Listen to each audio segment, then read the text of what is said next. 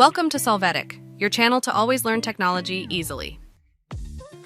Below in the description, you will find useful links we used in this video.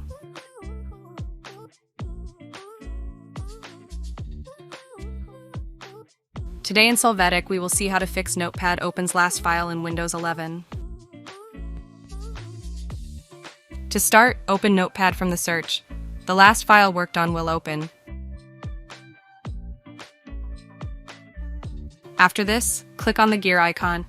Here in the field when Notepad starts, you are going to activate the option Open a new window. Close the Notepad.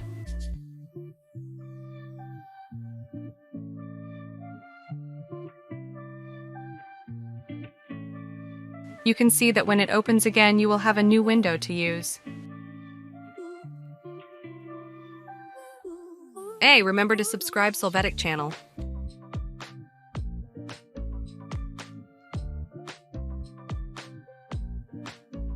We hope it has been helpful for you.